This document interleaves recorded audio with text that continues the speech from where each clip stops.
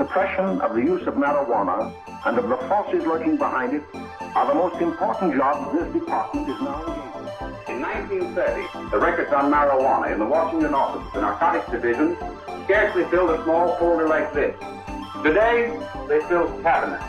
Welcome, ladies and gentlemen, Coloradians and everyone that's smart enough to listen from the outside.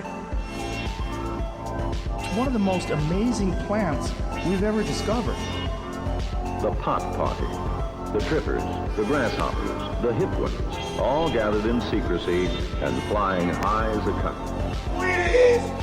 I got weed pots.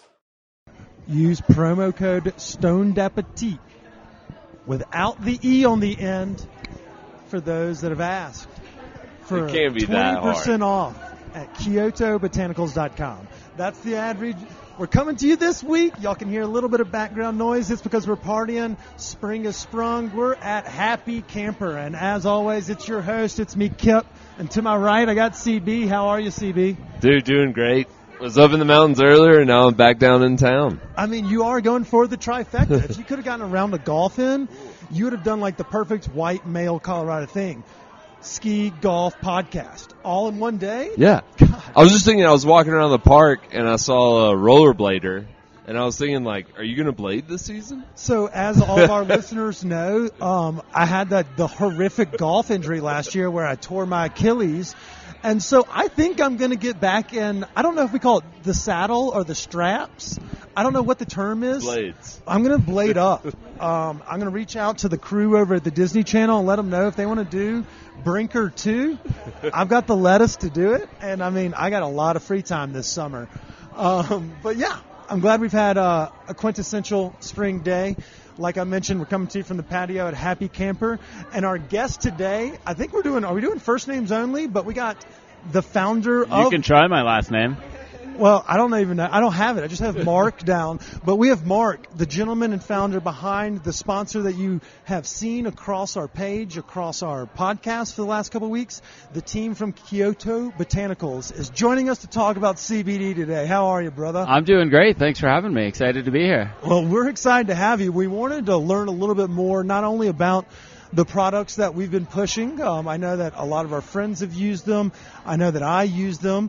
But we have some skeptics in the crowd. Skeptics? Yeah. Yeah, that's the word. In the crowd. And Chris. And so we're going to do a little team sales pitch today, too. But we do appreciate you joining us, and we're fired up for the episode. That could be the THC working. I don't know if that's a thing. It's not CBD working. Yeah. Okay. Well, so to start every week, we like to ask the same question just to kind of get the ball rolling, see who you are, what you're about. And I usually hand that off to Chris so that I can drink a little bit, and I'll touch base with you in a minute. Chris, the honor's all yours. All right. First of all, can we get a last name for the record? It's Gillian. Spell it, because I could have nailed that. Use it in a sentence. Gillian. Gillian. Yeah. It's Gilligan with an L instead of a G. Oh, yeah. Yeah, I could have 3-hour tour stuff. Yeah. Okay, so Mark Gillian. Okay. Gillian. God damn it. I would there have it is. The last one was good. I would have fucked it up. Okay. All right, so Mark, here it is. Are you a transplant or a native? I am a transplant. I've been here a little over 20 years. Okay, where are we coming from? I was born in Chicago and grew up in Dallas, Texas. Born in Chicago, grew up in Dallas. City boy. City boy. So, if you can call Dallas a city. Yeah. It's not a city. It's just... It's the largest city. Or no, it's not. It's massive. It's just sprawl. It's New York of Texas. I think Houston may be bigger, but yeah, Dallas is a pretty much cliche city. So, it's massive. Okay. He's a city hopper, Chris, and you know what that means. Let's get to the bottom of it. Do you have any warrants out for your arrest? Not that I know of. Why did you leave Illinois for Texas? Because my parents made me. I was 1.5. Yeah. And then why did you leave Texas for Colorado? It's pretty obvious. Too fucking hot.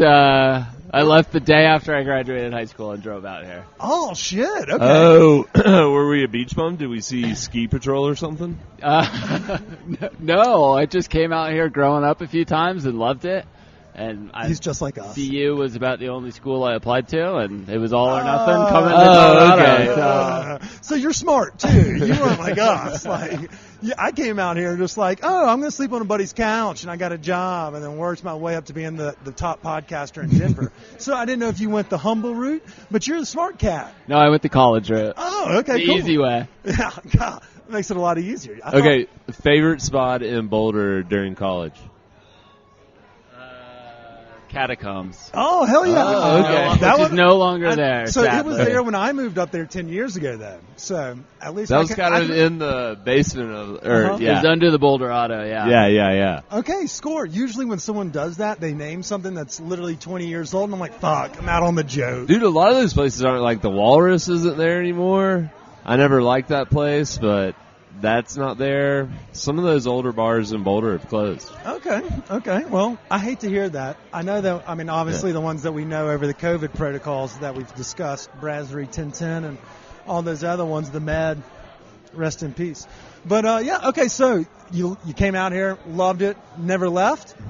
And then you were like, I'm never left. Getting in the herb game right out of college? Or did you come out here thinking, what was the goal here? Just go to school and figure it out from there? Yeah, go to school, figure it out from there. I was actually in biology for a while in college. Were you going to be a doctor? Studied biology. No, definitely not a doctor. Okay, so you're not that smart. No, like an ecologist. Not that. Nope. Probably just not dedicated enough to be a doctor. Heard. You didn't take Latin. I didn't take Latin. Blew it. I despised organic chemistry, and that was about the end of that road. No, I was a biologist for a while. So I did leave actually a little while. I went and lived in Hawaii for about a year, lived in Arizona for a little while out of college, and then came back and met my wife who's from here, and that was about the end of that. So I've been in Colorado ever since. It sounds like you've got some pretty good lists checked off that you like went and sowed your wild oats, like skied and surfed.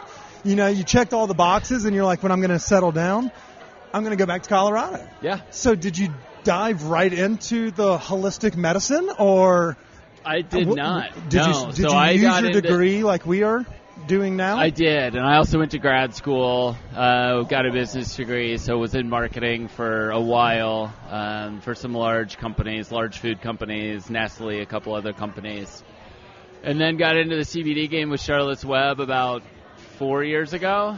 And just fell in love with it. You know, I'd been searching my whole life for something that, you know, every day I could feel like I was making an impact and really changing people's lives and making them better. And there's not a lot of consumer products out there that actually do that. And I'm a huge believer, and I've met the kids and the people that this product has changed their lives, and I'm never going back. So, I mean, and I know you mentioned Charlotte's earlier, and then we just celebrated Charlotte Figgy Day, and then you know, it was this plant that has kind of revolutionized, and it seems like the CBD game has obviously gained notoriety nationwide when you could start getting it in fucking 7-Eleven and Publix, but you know, like there are some legit companies out there, and you know, like you mentioned y'all's, but also like where you came from, rooted in the industry, where there's folks that have used the science, you know, behind the medicine and are actually applying those instead of just bringing out this buster product. Right. So we did want to learn more about the product,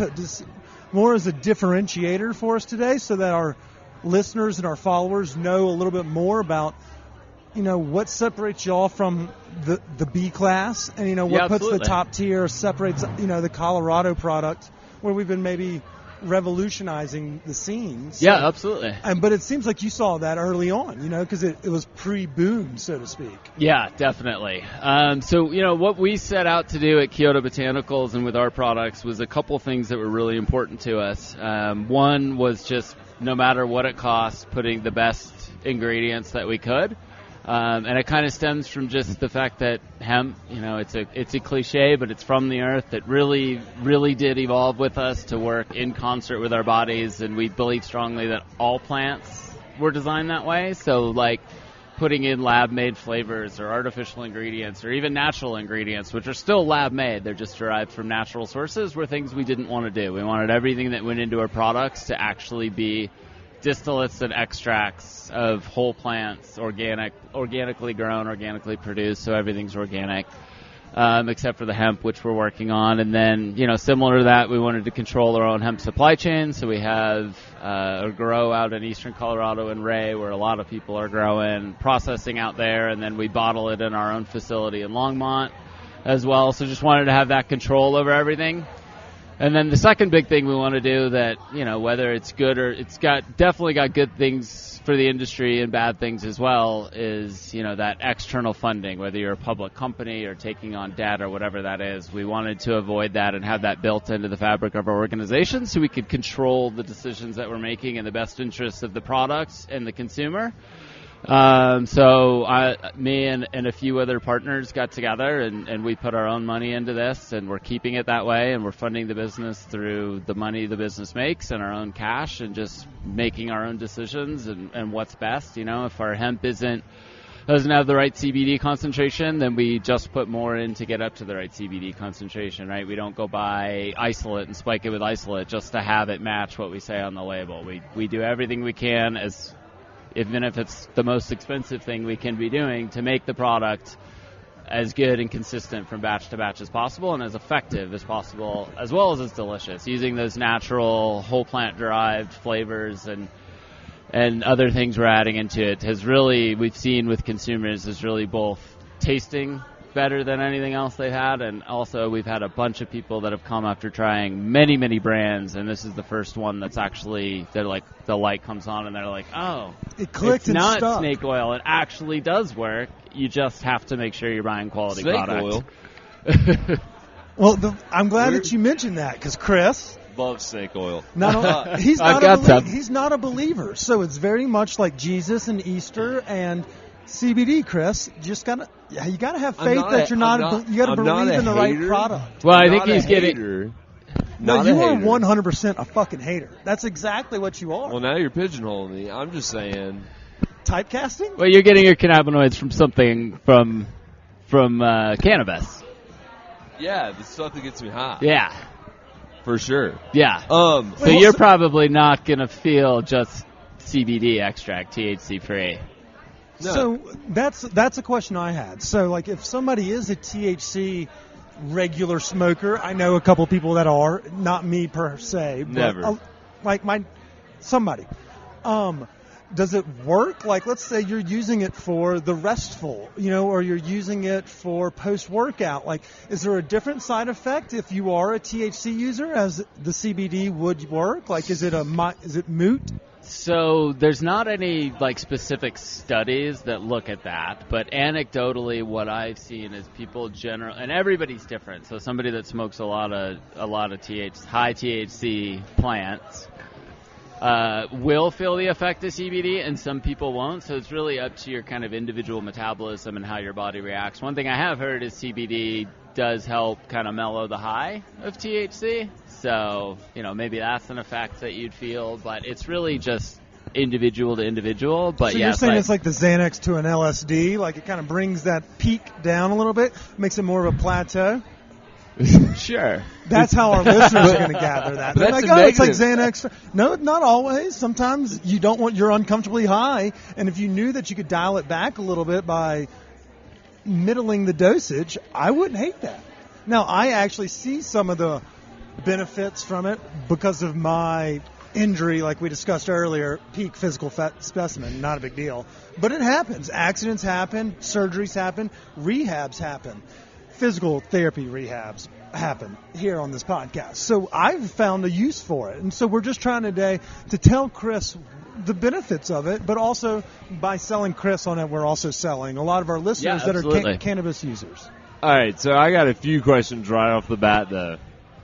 So, number one, how can you tell if it's actual CBD and not just petroleum jelly? Number two, is it better to drink it, patch it, chew it? Let's do one at a time. One at a time? I think all of our listeners want to hear the same. They have the same questions. All right, well, number one, go. CBD versus petroleum jelly? Was that your specific question? How can you tell if, a cream is, because they're selling I hear. No, I know. They're also selling this shit in Alabama. If it's anything like the rest of the shit that comes out of Alabama, it's good football, shitty everything else. Shout out Jeff Sessions. So I'm just saying, like, it's all over the place now. Yeah. You know, like how can you tell whether or not this is going to be good or how, you know? Yeah, so